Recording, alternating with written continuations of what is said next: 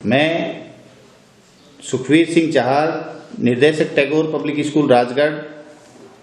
वैश्विक महामारी की वजह से हमें ऑनलाइन क्लासें बच्चों को उपलब्ध करवानी पड़ रही है।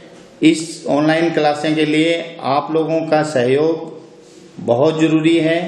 इसलिए मैं आप सभी से रिक्वेस्ट करता हूं कि बच्चों को थोड़ा टाइम दे करके इनको जो ऑनलाइन क्लासें चल रही है उसमें आप अपना सहयोग करें। धन्यवाद। लेखन को किस प्रकार सुंदर कर सकते हैं, उन बातों का विशेष तौर पर ध्यान रखते हुए अपने इस वीडियो को आपके सामने रख रहे हैं। कहा जाता है कि गंदी हस्तलिपि अधूरी शिक्षा की निशानी है। हमें हमारी शिक्षा पूर्ण करनी है, अधूरी न रहे, इसके लिए लेखन का सुंदर होना बहुत आवश्यक है। ऐसी कौन सी विशेष बातें हैं जिनको ध्यान में रखकर हम अपने लेखन को और अधिक सुंदर कर सकते हैं? तो मित्रों देखिए, हमारे सामने यहाँ बोर्ड पे आपको लाइनें दिखाई दे रही हैं, जिसमें पहली जो लाइन है उसके अंदर चौड़ाई कम है, उसके बाद में ज्यादा चौड़ाई है, फिर कम चौड़ाई और फिर ज्यादा चौड़ाई। आपको इस प्रकार की नोटबुक लेनी है और साथ ही साथ ध्यान रखना है कि जब आप लेखन कला को सुंदर करना चाहते हैं उस समय आपको इंक पेन या फिर जेल पेन और दोनों उपलब्ध न हो तो पेंसिल का प्रयोग करना है। बॉल पेन किसी भी सूरत में आपको लेखन कला सुंदर करते समय काम में नहीं लेनी है, क्योंकि बॉल पेन की ग्रिप है वो लेखन कला को सुंदर बनने में थोड़ी परेशानी करती है। इसलिए हमें विशेष तौर पे जेल पेन या इंक पेन का प्रयोग करना है। तो लेखन कला को सुंदर बनाने का जो सबसे पहला प्रयास है वो ये है कि आप अपनी जो लिख रहे हैं उसमें शिरोरेखा बिल्कुल सीधी और छायादार होनी चाहिए। जैसे कि देखिए बोर्ड पे अपने को इस प्रकार से, देखिए इस प्रकार से ये जो अपने लाइन खींचते हैं जिनके नीचे अक्षर रखे जाते हैं उनको हम बोलते हैं शिरोरेखा। ये देखिए इस प्रकार बिल्कुल सीधी होनी चाहिए। अगर आप बार बार अभ्यास करेंगे तो निश्चित है ये लेखन की आपकी जो शिरोरेखा है वो बिल्कुल सीधी हो जाएगी। साथ ही साथ ये भी ध्यान रखें कि शिरोरेखा सीधी हो तथा छायादार हो। छायादार का मतलब जो आप वर्ण लिख रहे हैं, जो शब्द लिख रहे हैं, उस शब्द पे शिरोरेखा बाहर या भीतर थोड़ी थोड़ी निकलनी चाहिए। दूसरी बात अपने को ध्यान रखनी है कि शिरोरेखा का काम होने के बाद अपने को ये जो आपको खड़ी लाइन दिखाई दे रही है जिसको हम पाई भी बोलते हैं, ये भी बिल्कुल से सीधी होनी चाहिए। और जब आप इसका अभ्यास करेंगे तो ये बिल्कुल सीधी हो जाएगी।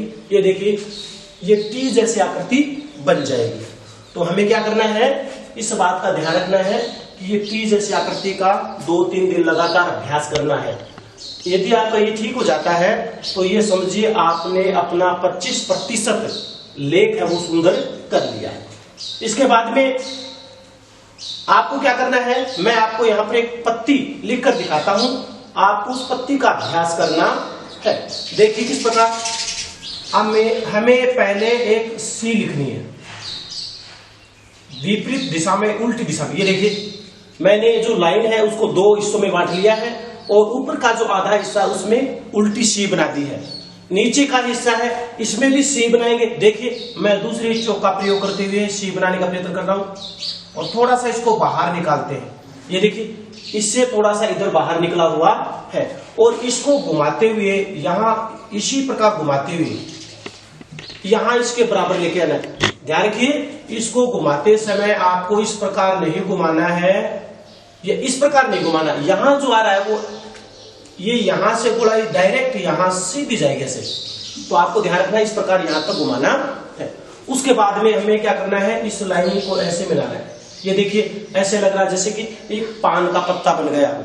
यदि आपने इसकी गोलाई का ध्यान रखते हुए इस पान के पत्ते को जैसा है वैसा बनाना प्रारंभ कर दिया तो आपने 10 अक्षरों के लगभग आपने आकृति है वो सुंदर करना सीख ली है। तो बार बार अभ्यास करेंगे तो निश्चित रूप से आपका ये हो जाएगा। अभी देखिए आप इससे कौन कौन से ऐसे वर्ण हैं जिनका निर्माण आप कर सकते हैं, इस पत्ती से कौन कौन से वर्ण बन सकते हैं, अभी हम अपने इस वीडियो में देखेंगे। तो सबसे पहले मैंने बताया ना आपको उल्टी सी बनानी है। ये देखिए मैंने बना दी आधे में, उसके बाद में थोड़ा सा बड़ा लेते हुए आधे में और बना दें और इसको घुमाते हुए यहां तक कर लीजिए। ये देखिए उसके बाद में हमें क्या करना है, ये जो बीच की लाइन करते हैं वो यहाँ जोड़ जो दोनों सी का है यहां से नहीं करनी है, इसे थोड़ा नीचे करना है। जैसे मैं बता रहा हूं आपको यहां करनी है और ऐसे थोड़ा सा घुमाते हुए करनी है, बिल्कुल सीधी भी नहीं करनी है।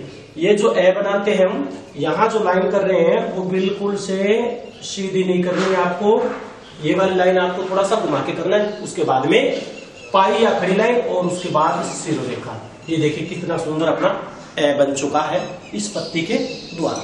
एक बार पुनः देखें, हमने फिर से ये जो अपनी कॉपी की अपने हैंडबुक ये नोटबुक है उसकी कॉपी जो लाइन है कम चौड़ाई वाली उसमें हमने आधे में और उसके बाद आधे में फिर से ये देखिए हमने क्या कर दिया, इस पत्ती को बनाने का प्रयास किया। और फिर से देखिए हमने यहाँ मैं थोड़ा सा कलरफुल चौक का प्रयोग करके आपको दिखाता हूँ तो थोड़ा सा आपको इसका अंतर महसूस हो जाए। ये देखिए और हमने क्या कर दी इस पे। अब हम क्या करें, इस ए को आ भी बना सकते हैं आसानी से। ये देखिए मैंने मात्रा लगा दी और ये देखिए क्या बन गया आ। तो हमें क्या करना है, इस पत्ती का विशेषत्व पे ध्यान रखना है। और क्या बना सकते हैं, और देखिए अभी देखिए मैं फिर से प्रयास कर रहा हूं, आपको देख जहां नहीं समझ में आ रहा है इसलिए बार बार अभ्यास करके बता रहा हूं कि आपको किस प्रकार से करना है।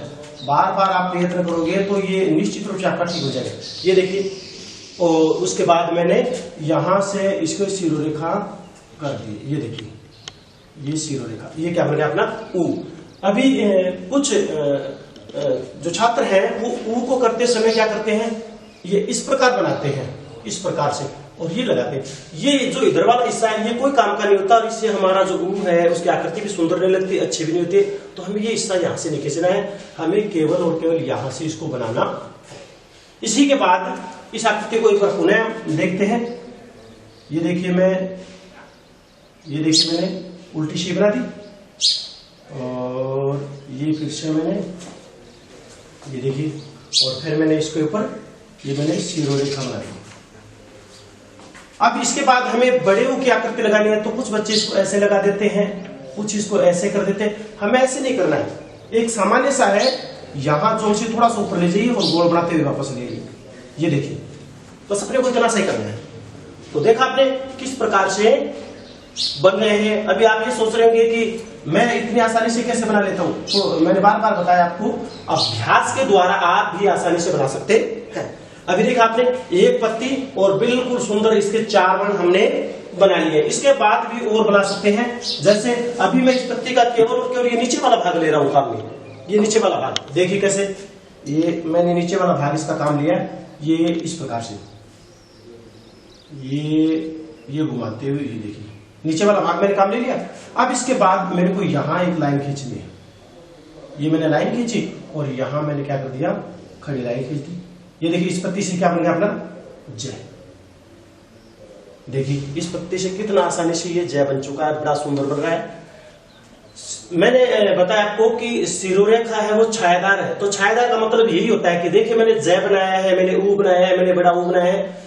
इसमें आप देख रहे हैं कि जो मैंने लाइनिंग खींची है वो अक्षर से दोनों तरफ बाहर है, तो अपने को थोड़ा थोड़ा बाहर निकालना है, ज्यादा लंबी लाइन भी अपने को नहीं खींचनी, अक्षर से जरा सा इधर बाहर निकले, थोड़ा सा इधर बाहर निकले, इसी का नाम छायादार शिरोरेखा होती है। और यदि इस शिरोरेखा को हम छोटा करते हैं, हमारे नीचे खींचने से अक्षर कट जाते हैं। जैसे कि मैं उदाहरण के रूप में आपको बताऊं, जैसे मैंने ये जय बना दिया और मैंने शिरोरेखा ये खींच दी, अब इधर से मैंने इसको नीचे खींचा, अपना अक्षर ठीक है, वर्ण ठीक है नहीं, लेकिन इधर इसको खींच रहे हैं नीचे, तो हमारा देखिए इधर का हिस्सा कट रहा है, इसे हम शिरोरेखा को सही नहीं कह सकते, इसको गलत कहते हैं। तो शिरोरेखा छायादार होनी चाहिए। अगला वर्ण देखिए, इस आकृति को मैं थोड़ा सा और बड़ा कर देता हूं। ये देखिए अब की बार मैंने थोड़ा सा और बड़ा कर दिया, ये घुमाते हुए देखिए सेम वही स्थिति आपने घुमा के बड़ा कर दिया। और अब अपने को क्या करना है, यहां थोड़ा सा वो लाइन है, लाइन हमेशा ध्यान रखिएगा, लाइन ये जो इधर वाले ले रहे हैं अपने, ये अपने को जैसे ए की बना रही है, आ की बनानी है या ई की बनानी है, तो ये सीधी ना होकर के थोड़ा सा घुमावदार होती है। और फिर मैंने इसके ये शिरोरेखा बना देंगे, खड़ी लाइन बना दी मैंने, और ये शिरोरेखा मैंने बिल्कुल सीधी बना दी। ये देखिए ये कितना सुंदर बना है। तो आपने देखा एक पत्ती से हमने अब तक 6 अक्षर बना लिए हैं। इसके बाद आप इससे और बना सकते हैं, जैसे कि उदाहरण के रूप में बताऊं आपको, आ बना लिया, अगर आप इसकी मात्रा लगा देते हैं तो ओ बन जाएगा। उसी प्रकार आप औ की मात्रा लगाएंगे तो औ बन जाएगा। तो देखिए एक पत्ती से आपने कितने सुंदर सुंदर वर्ण बनाना प्रारंभ कर दिया है। तो मैं आपसे यही कहूंगा कि आप बार बार अभ्यास करें और अपने लेखन को सुंदर बनाएं। थैंक यू, धन्यवाद।